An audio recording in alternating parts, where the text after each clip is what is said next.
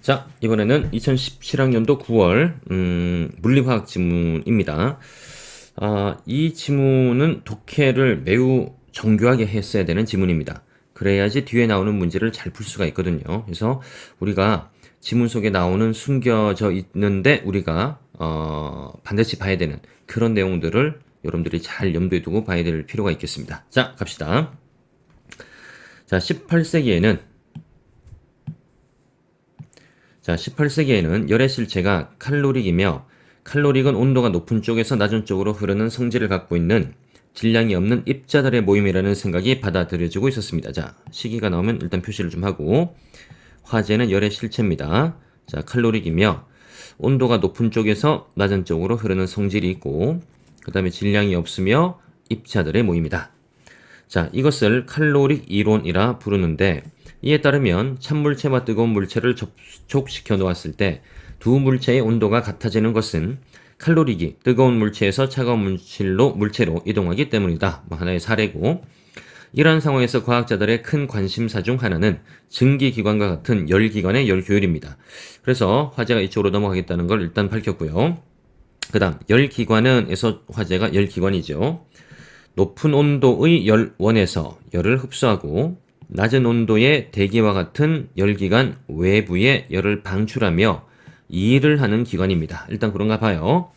그 다음에 주어가 바뀐 거 확인해야 됩니다. 열 효율은 열기관이 흡수한 열의 양 대비, 자, 흡수한 열의 양 대비 한 일의 양으로 정의됩니다. 그래서 하나의 공식이 나오죠. 그러면 과학지문에서 반드시 메모를 해야 되는 겁니다.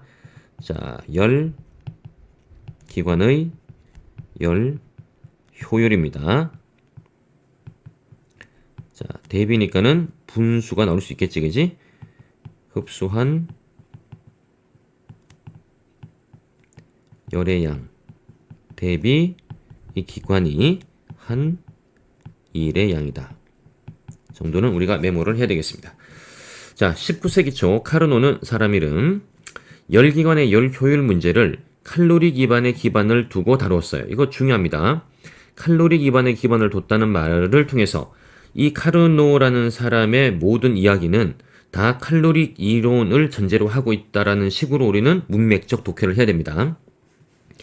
자, 카르노는 물레방아와 같은 수력기관에서 물이 높은 곳에서 낮은 곳으로 흐르면서 일을 할 때, 자, 물의 양과 한 일의 양의 비가, 자, 물의 양, 한 일의 양, 자, 물의 양이 흡수한 열의 양과 대응되는 거 알겠죠? 한 일의 양은 똑같고요. 비가 이것도 똑같죠? 높이 차이에만 좌우되는 것에 주목을 했대요.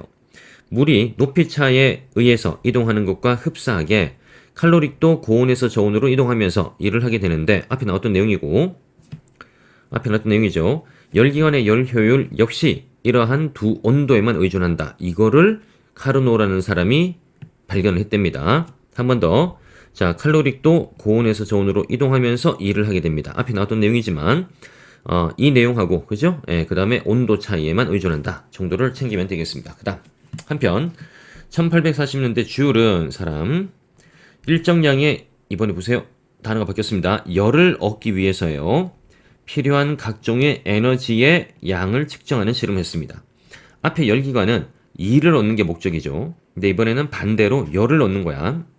자, 대표적인 것이 열의 일당량 실험인데 이게 뭐냐? 이 실험은 열기관을 대상으로 한 게 아니고 추를 낙하시켜 물속에 날개바퀴를 회전시키는 실험이었는데 열의 양은 칼로리로 표시가 되고 그는 역학적인 에너지인 1. 자, 보세요. 수식어가 뭐죠? 역학적 에너지입니다. 고로 1은 역학적 에너지다를 상기하고 1이 열로 바뀌는 과정이죠. 1이 열로 바뀌어요. 정밀한 실험을 통해서 1kcal의 열을 얻기 위해서 필요한 1의 양을 뭐라 부른다? 열의 일당량이다 라고 하는구나. 그러면 얘도 복잡해 보이니까 한번 적어볼까요? 자, 줄에 열의 일당량은 공식으로는 못 적겠고 그대로 써볼게요. 1kcal. 자, 얘는 열이죠. 얘를 얻기 위해서 필요한 1의 양입니다. 그런데 우리가 앞서 봤다시피 1은 뭐였어요? 역학적 에너지다. 자, 이 정도. 자, 주울은 이렇게 일과 열은 형태가 서로 다를 뿐 서로 전환이 가능한 물리량이므로 얘를 뭐라 부른다? 등가성이라 부른다는 겁니다. 형태는 다르지만 서로 전환이 가능하다는 성질을 등가성이라 하고, 그 다음에 열과 일이 상호 전환될 때 열과 일의 에너지를 합한 양은 일정하게 뭐 돼요? 보존된대요. 자, 이후 열과 일뿐만 아니라 화학에너지, 전기에너지, 다시 말하면 역학적 에너지 말고 화학에너지, 전기에너지 등이 등가성을 다 가지고, 그 다음에 상호 전환될 때 에너지의 총량은 변하지 않는다는 자, 에너지 보존 법칙이 입증되었어요. 그래서 자, 여기에 해당되는 것은 자, 줄은 등가성이라는 걸 알아냈고, 그 다음에 에너지도 보존된다 라는 것도 알아냈다는 겁니다. 됐습니까? 그 다음 자, 열과 일에 대한 이러한 이해는 카르노의 이론에 대한 과학자들의 재검토로 이어졌어요. 그러니까 뭔가 이제 문제를 삼겠다는 의도겠지. 자, 특히 톰스는 칼로릭 이론에 입각한 카르노의 열 기관에 대한 설명이에요.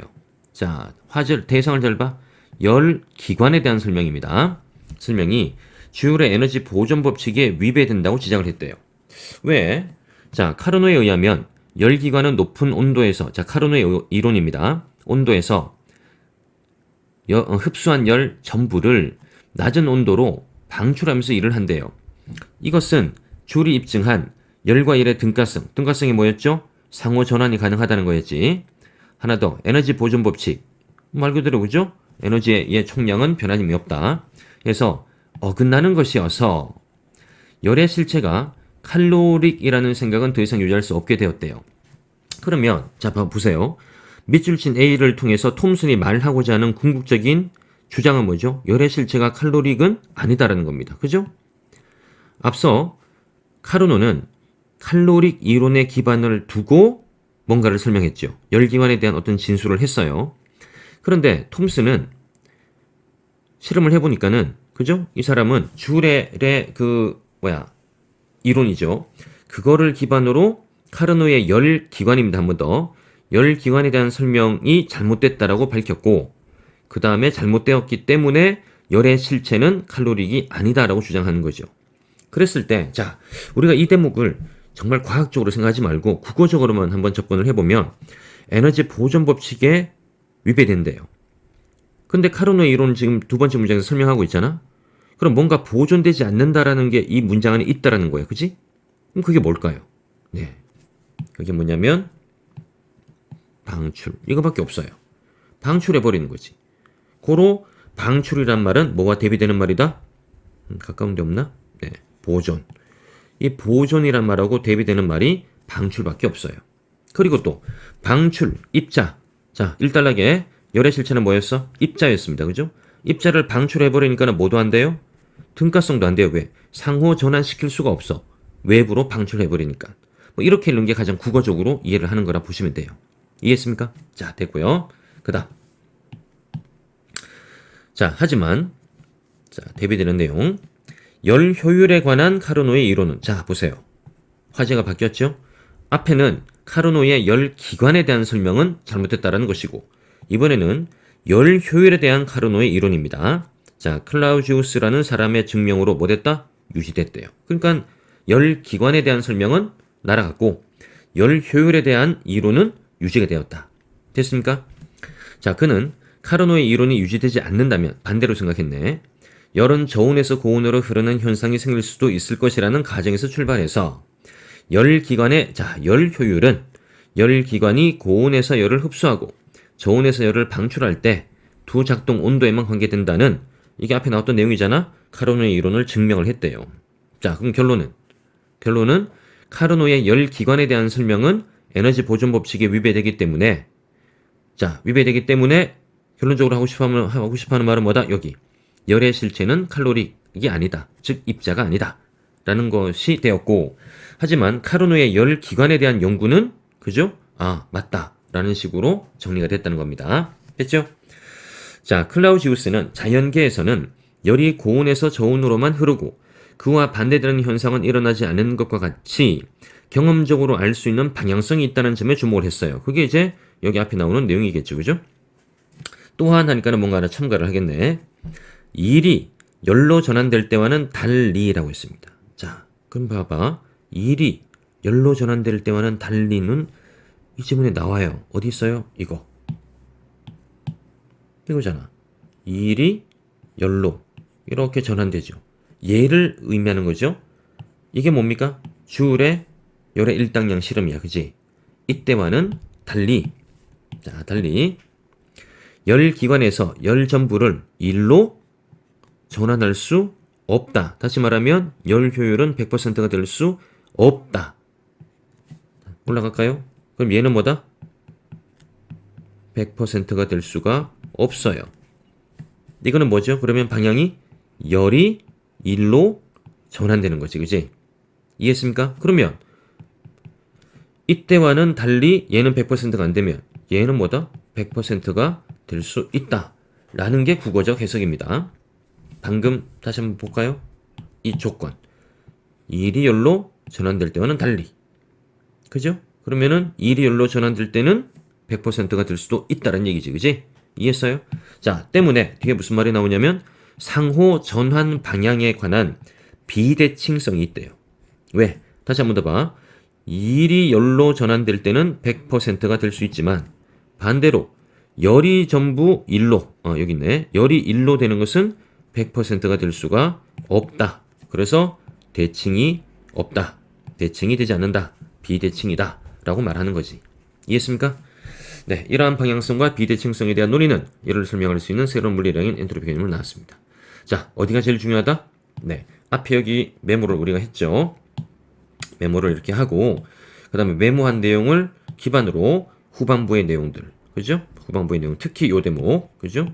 요 대목에 대한 이해를 갖다 연결해서 읽었어야지 뒤에 나오는 문제를 잘 풀 수 있는 그런 지문이었습니다.